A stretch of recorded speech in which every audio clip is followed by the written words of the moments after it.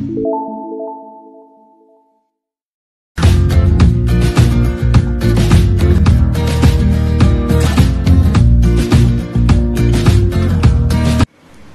morning students, this is Joy Varghese from Uncovering Chemistry.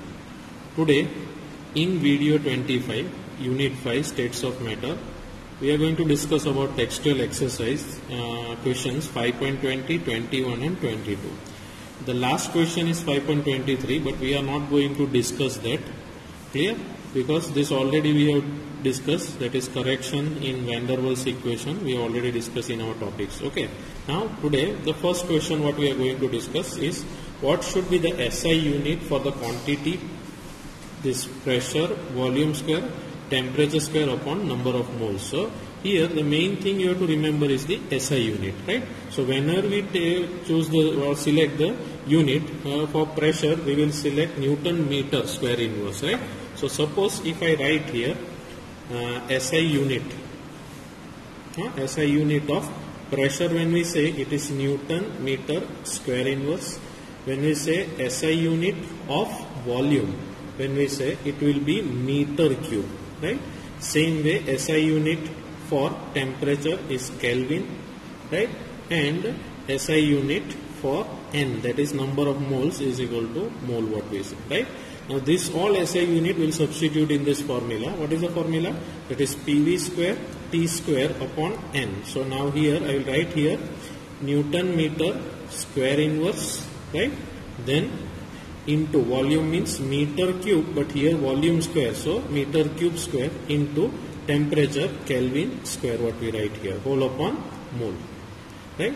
Now suppose if you see here, that is meter square inverse, so -2 and +6. So here if you want, I can write like this, Newton into meter, -2 and +6 into Kelvin square upon mole, like this we can write. So suppose if you see here what it will be, which is equal to Newton meter raised to 4 into Kelvin square whole upon mole. This also can be written as Newton meter raised to 4 Kelvin square into mole inverse, right? So this is the unit for the given formula. Understood? Now the next question here. Now we will discuss question 5.21. In terms of Charles' law, explain why -273 is the lowest possible temperature. Now according to Charles' law,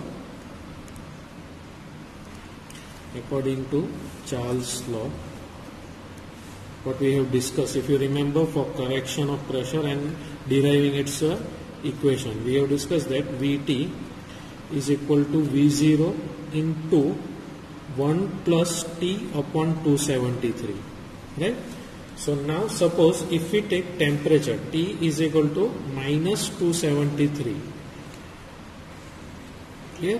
So I will substitute this value of T in this equation. We will get Vt is equal to V0 into 1 plus, not plus, here it will be minus now, 273 upon 273, so which is equal to V0 into 1 minus 1, so which is equal to V0 into 0, which is equal to 0. That is Vt is equal to 0, what we say, right? So we got this one, that is Vt is equal to 0. So from this we can derive thus -273 degrees Celsius is the lowest temperature, because below this temperature,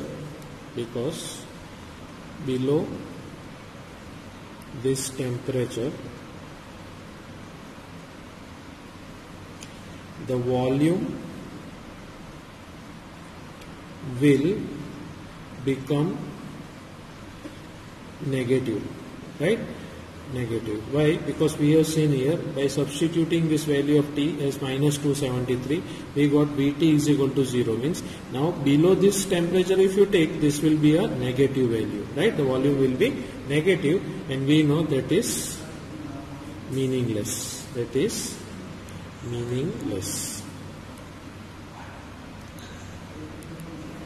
Right? So this is the lowest temperature what we have discussed till now. So we will stop here. Now the next question.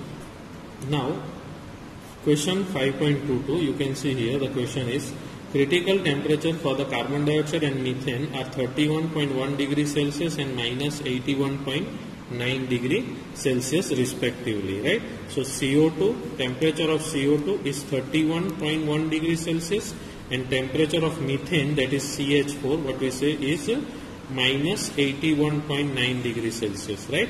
Now which of these has a stronger intermolecular forces and why?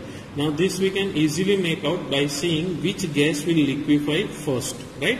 So when we can say here, that is carbon dioxide has higher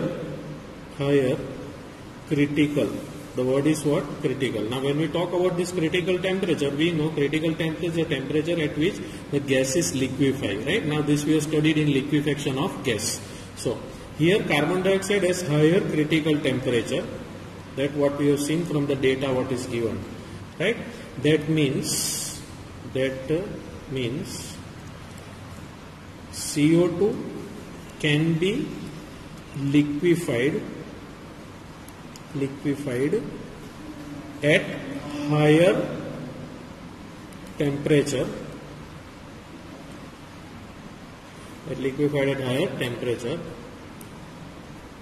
okay.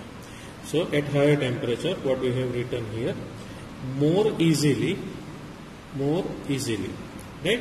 So here at higher temperature you can liquefy CO2 gas. Now that means, therefore we can write, therefore CO2 has higher intermolecular forces than methane.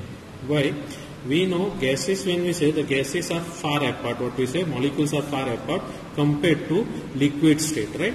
So when why are the liquid state nearer? Because we can see here in CO2 what we say, it is liquefied first, means the distance between the molecules have reduced, right? So why it is reduced? So because of the attraction, what we say, right? Attractions, and that attraction we call it as intermolecular forces, right? So from the critical temperature you can easily make out which gas can be liquefied first and which has the higher intermolecular forces. Okay, now the next part. Now here we come to an end of our chapter. So what all questions I have solved here, you can write it down in your notebook as a note what we say, and I will send you one copy, that is a photo of a mind map what we say, that is till now what we have studied, whole revision you can see. If you want you can see one image of it. This is the image what I am talking about, mind map, right? So this mind map shows everything about the chapter what we have studied. So this image I will be sending you in the next as a clip what we say, okay? So this you go through it or take a print out of this and keep it in your book. Okay, this will help you to understand the whole topic, or a topic at a glance. You can have this, all the things which are given here you can see in the mind map it is given, right? So you can see here all the things what is there, right? So we will stop here, and here we come to an end of this chapter. Clear? Remaining, if anything related to this chapter which is good, you will understand better, I will just send you, okay, in the next video. From next video, that is we are going to start with chapter 1, basic concept of chemistry, clear, from Friday onwards. Okay, so we'll stop here. Okay, thank you.